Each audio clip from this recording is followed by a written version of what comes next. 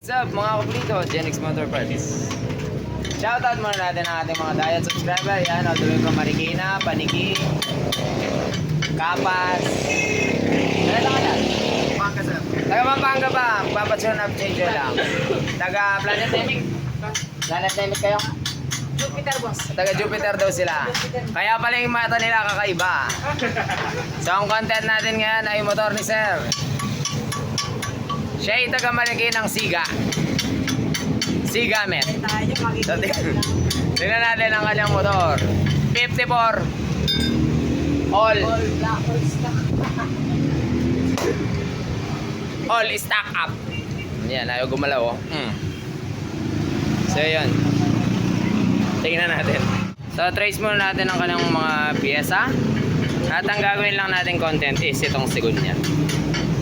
Yan oh. Ano to? Kaldero? Ay hindi pala, makina pala yan ng Mio.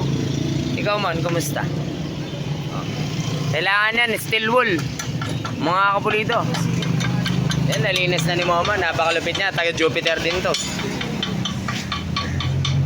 So, pakita ko lahat ng nangyari sa kanya. Malamang hindi siya masyadong nag-change oil. Pero nakaset up ang kanyang motor. 54. Taran! Cylinder black. Tcharan! Yeah. Kamot inside. Racing cam.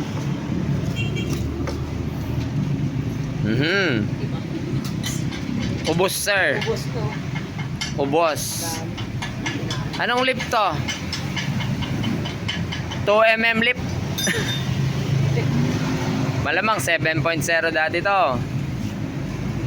Rocker arm. Yung isa.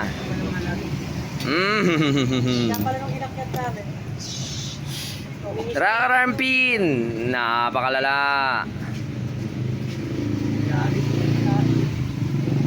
Pwede pa to. Tutunog lang naman. Importante under naman.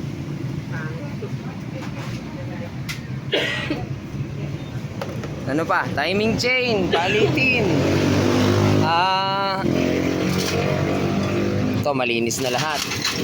Naka-fully set siya. Biwin to ah. Tapos cylinder head. Valve guide. Air cleaner to wala. Oh, wala. Ang galing. Valve guide, kabilaan.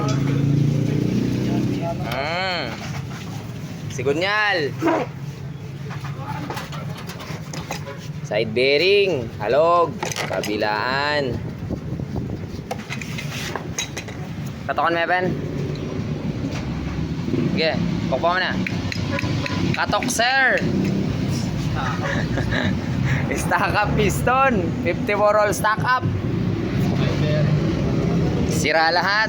So, nagtitipid pa naman si sir. Sorry, di mo ito matitipid. Gastos to.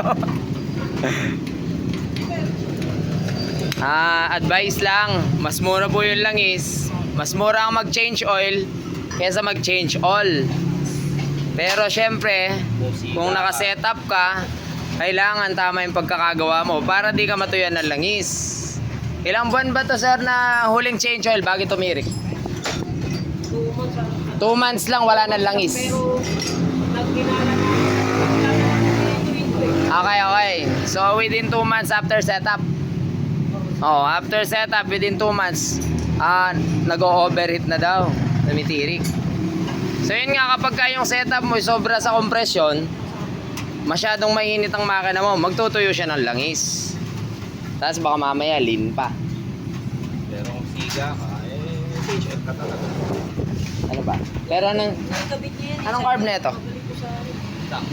Stock carb. So yun, advice lang, lalo pag kargado kayo. Ano yan? Kailangan maingat kayo sa motor, mabusisi. Wala daw alam sila sir. Yun nga lang. Kailangan may idea kayo sa maintenance. Siyempre pagka setup. Ano ba sabi na? Stock daw yan. Binalik na namin sa stock. Binalik daw sa stock to. Sabi. Pero naka 54 siya, tapos naka cam siya.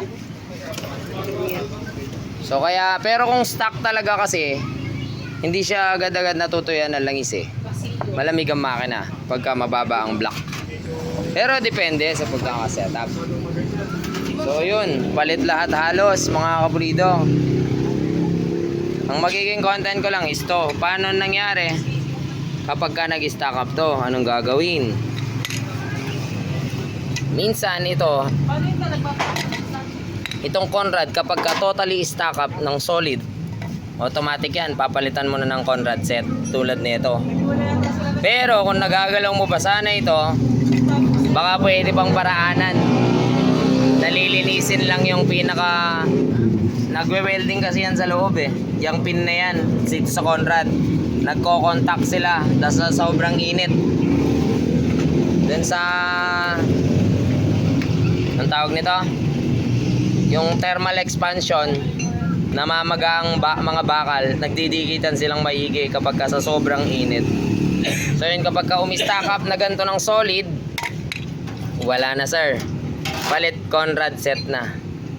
So dahil ganon, overall talaga, palit lahat yan. Kasi alog din to, alog din to, alog din yan, stack up ito. Ito na lang magagamit dyan. Yan dalawang yan, tsaka to, gear. Sa valve guide, papalit tayo. Ito yung medyo masakit. Papalit valve guide. Nagliha pa siya kung nagliha niya. Para hindi daw, para pa yung pasukan daw ng langis. Okay. Yung tuwan daw ng langis. So yun mga kapulido, advice lang. Kapag ka nakakarga kayo, monitor nyo pa yung motor nyo. Langis, importante. Kahit at least 800 kilometers, tumitingin na kayo ng langis. Palagay mo may 800 kilometers na in 2 months? Meron na siguro. O meron na. At least 800 kilometers na tinakbo, mag-check kayo ng langis para makita. Okay ang setup kapag ka yung 800 di siya nagbabawas. I should. So yun, salamat po sa panonood. Naway may napulot tayong aral dito sa motor ni Sir. Huwag po tayong maging siga mga kapulido. Siga met at Genrix.